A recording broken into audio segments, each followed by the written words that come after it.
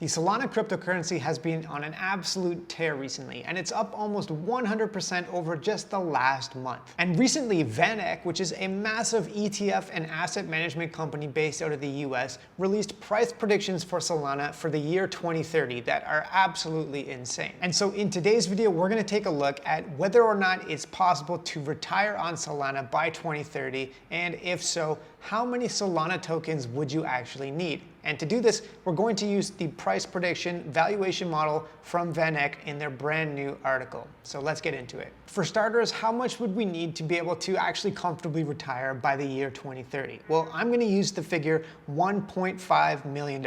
That is the target. And I think if we can have $1.5 million by 2030, we'll be able to have a reasonable retirement of 30 years. So 30 years of not working at all. And in retirement, the annual expense budget would be $90,000 using that target. And that is based off of the average household living expenses in the US and adjusted for inflation, assuming 5% per year inflation between today and 2030, which, as we've seen, is probably a little bit on the higher and more conservative side because it's very unlikely that inflation remains as high as 5% between now and 2030. And I've even added an additional 15% contingency to account for any unforeseen circumstances. So that's how we're getting to that $1.5 million figure, and I think it's pretty reasonable to be able to retire off that in 2030, especially if you cut your expenses or went to live somewhere cheap, then you could definitely live like royalty on even less than that. Now, moving over here to our valuation models, I'm actually also going to include a luxury retirement target where I'm multiplying the basic $1.5 million target, let's call that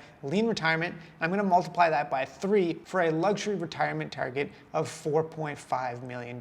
And I really think that with that amount, you could live pretty much in the lap of luxury, a very comfortable lifestyle, and you could do pretty much whatever you wanted. So using these two targets, let's take a look at the bear case, the base case, and the bull case that was provided by VanEck and their price targets, so we can see how many sold tokens it would actually take to hit one of these two targets. Now, I'm not going to walk you through the entire VanEck report, but they go through a number of different metrics and talk about what might be happening in the Solana ecosystem by 2030. So for example, they take a look at monthly active users. They take a look at the usability of the blockchain, including the amount of transactions or the throughput. And obviously you can see that it is significantly higher than, for example, Ethereum or some of the other chains that are listed on this graph right here. And I'll throw a link to this report in the description of this video if you want to dig more into the details of how they come to their valuation models and their 3 different price points. They also take a look at the revenue of the blockchain in terms of the transaction fees that users are paying to use the blockchain,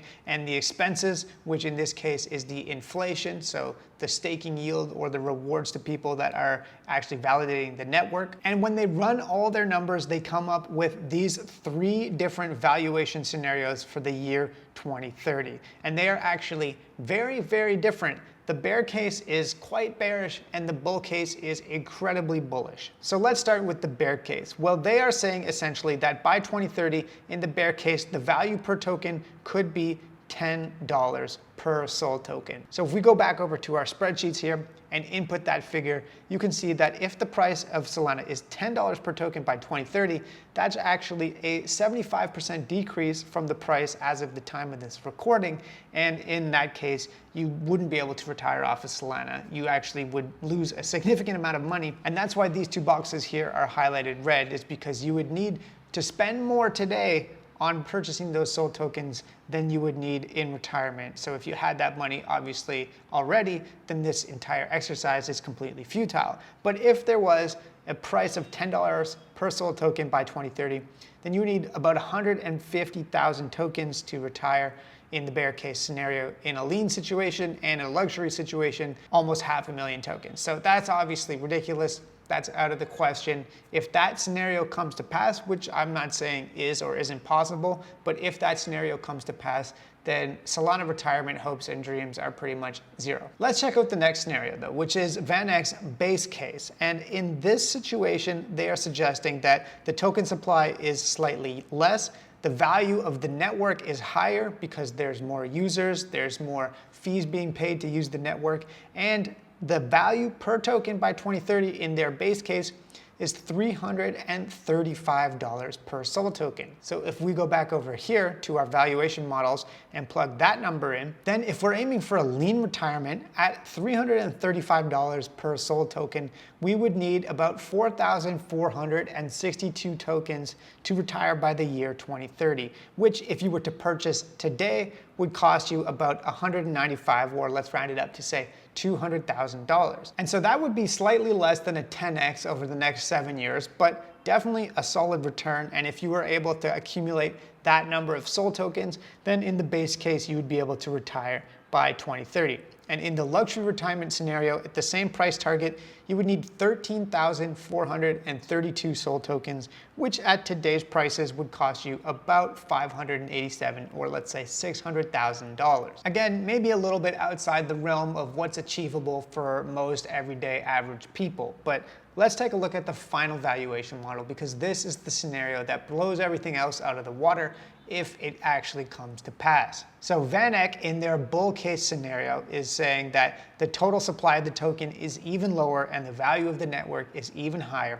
And if this were to come to pass, then the value per token could be $3,211.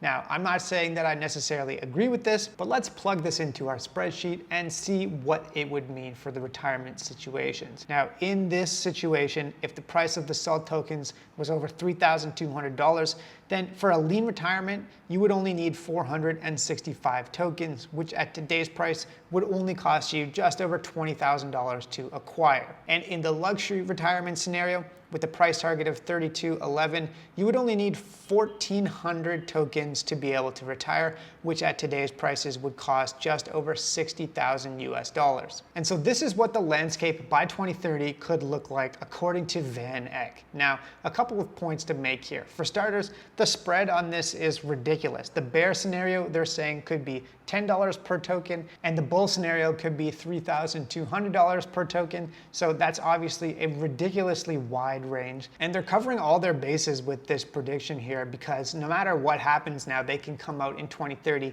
and say that they called it. And in some ways, it's a little bit annoying that their report isn't more specific. Like, come on, really, you couldn't come up with a better price target than a range between 10 and 3,200. But based off of what we know now of the Solana ecosystem and the momentum that it has, I do think it's probably unrealistic that the bear case scenario comes to pass unless the crypto industry as a whole pretty much takes a nosedive. So it's probably somewhere, in my opinion, in between the base case and the bull case, if I had to guess. But what do I know? Based on this report from VanEck and the numbers that they've thrown up, which do you think is the more likely scenario? The bear case, the base case, or the bull case? Let me know down in the comments below. And if you like this video, you might also like this one. Thanks for watching and have a great day.